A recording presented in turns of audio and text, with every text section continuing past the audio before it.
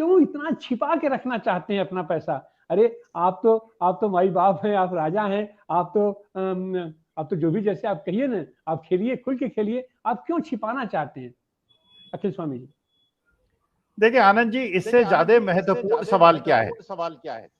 इससे महत्वपूर्ण सवाल यह है, मोटे तौर पर बाकी पार्टनरशिप कंसर्न को छोड़ दीजिए, प्रोप्राइटी कंसर्न को छोड़ दीजिए, तो प्राइवेट लिमिटेड कंपनीज हैं या लिस्टेड कंपनीज हैं, जो पब्लिक लिमिटेड कंपनीज हैं, ये दो प्रकार की कंपनीज हैं नॉर्मली, जो बड़ी कंपनियां हैं।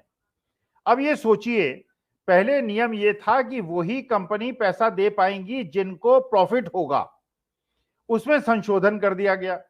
अब संशोधित नियम के अनुसार जो प्रॉफिट मेकिंग कंपनी नहीं है वो भी डोनेशन दे सकती है।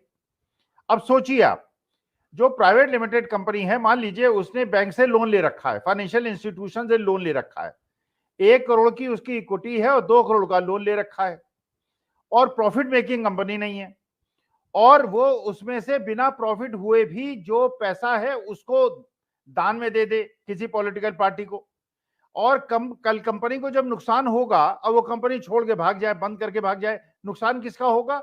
बैंक और फाइनेंशियल इंस्टीट्यूशन का। बैंक और फाइनेंशियल इंस्टीट्यूशन में पैसा किसका लगा हुआ है? जनता का पैसा लगा हुआ है। इसका माने किसका नुकसान होगा? जनता का नुकसान होगा।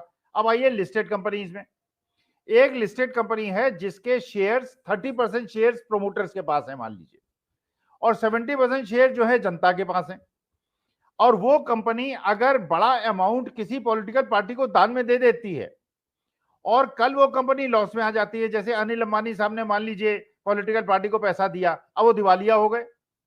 अब दिवालिया हो गए, पैसा किसका डूबा?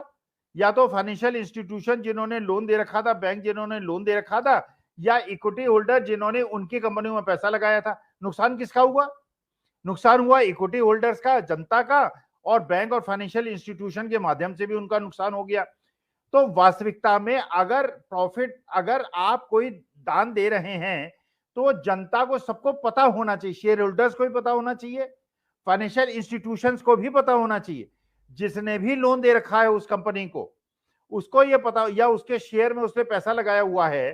तो अगर मैंने किसी कंपनी के शेयर में पैसा लगाया हुआ है, हिंदुस्तान में देखिए हर महीने करीब करीब 16,000 करोड़ 17,000 करोड़ लोग जो है शेयर मार्केट में पैसा लगाते हैं एसआईपी के माध्यम से।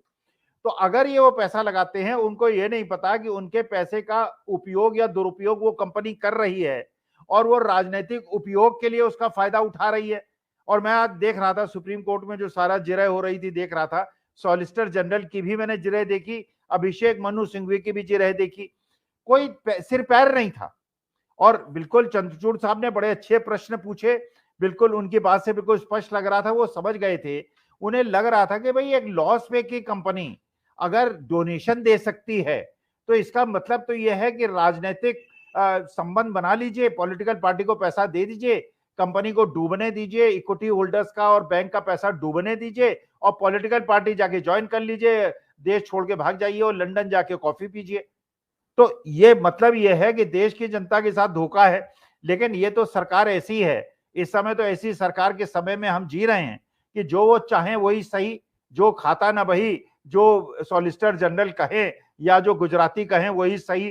तो इस समय कोई विवेक की बात करना या ये सारी चीजों की बात करना, तो भाई जो गुजराती लोग कह रहे हैं, उत्तर प्रदेश बिहार वाले, बंगाल वाले, तमिलनाडु वाले गुजरात की हर बात मानेंगे, क्या कर सकते हैं। 2 गुजराती राजनीतिक सत्ता के सबसे ऊपर, 2 गुजराती पूंजीवाद में सबसे ऊपर, तो गुजरातियों के मातहत हम लोगों को रहना है, रहने के लिए हम तैयार होना पड़ेगा। क्या करें, चुनाव के बाद, अगले चुनाव के बाद अगर स्थिति बदलेगी तब देखेंगे। अभी तो हमको गुजरातियों को प्रणाम करना पड़ेगा, जो वो कह रहे हैं वो सही है।